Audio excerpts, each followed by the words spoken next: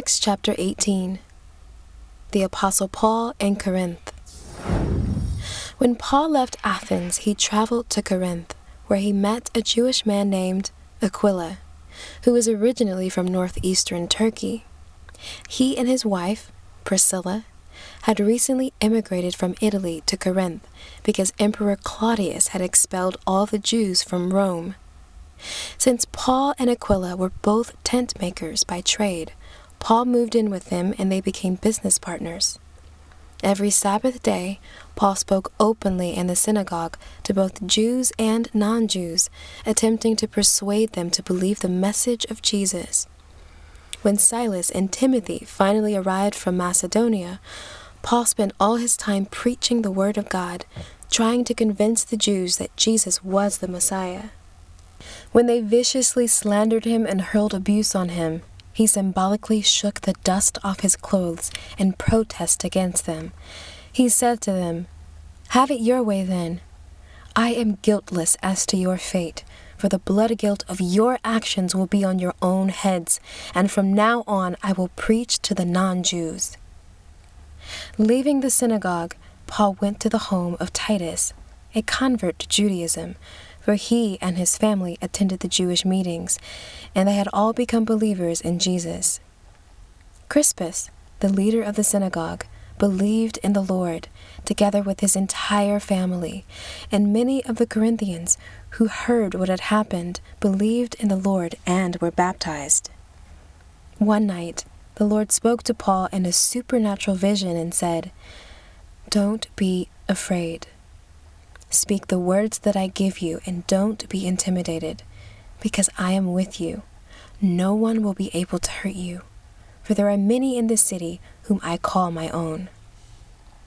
For the next year and a half, Paul stayed in Corinth, faithfully teaching the word of God. Paul brought before the Roman official Gallio.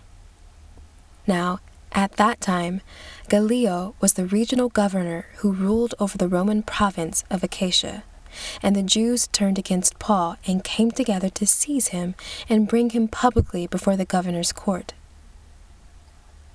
They accused him before Gallio, saying, "This man is creating a disturbance by persuading people to worship God in ways that are contrary to our laws."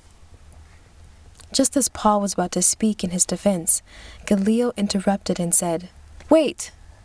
If this involved some major crime or fraud, it would be my responsibility to hear the case, but this is nothing more than a disagreement among yourselves over semantics and personalities and traditions of your own Jewish laws. Go and settle it yourselves. I refuse to be the judge of these issues." So Gallio dismissed them from the court. Immediately, the crowd turned on Sosthenes, one of the leaders of the synagogue who sided with Paul. They seized him and beat him up right there in the courtroom. But Gallio showed no concern at all over what was happening.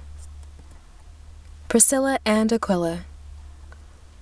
After remaining in Corinth several more days, Paul finally bid shalom to the believers and sailed away for the coast of Syria, accompanied by Priscilla and Aquila.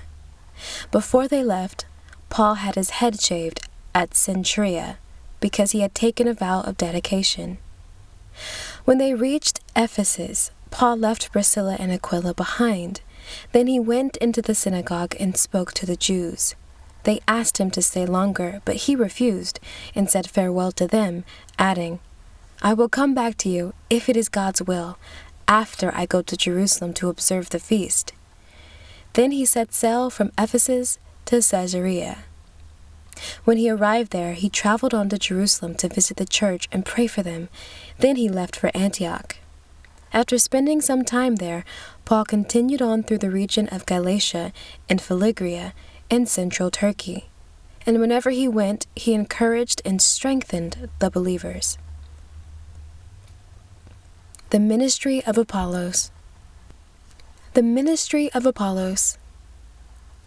A Jewish man by the name of Apollos arrived in Ephesus. He was a native of Alexandria and was recognized as an educated and cultured man. He was powerful in the scriptures, had accepted Jesus and had been taught about the Lord. He was spiritually passionate for Jesus and a convincing teacher, although he only knew about the baptism of John.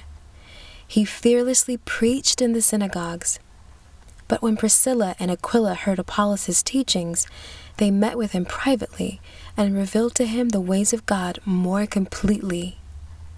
Then Apollos, with the encouragement of the believers, went to the province of Achaia. He took a letter of recommendation from the brothers of Ephesus, so his ministry would be welcomed in the region. He was a tremendous help to the believers and caused them to increase in grace. Apollos boldly and publicly confronted the Jews, vigorously debating them, proving undeniably from the scriptures that Jesus was the Messiah.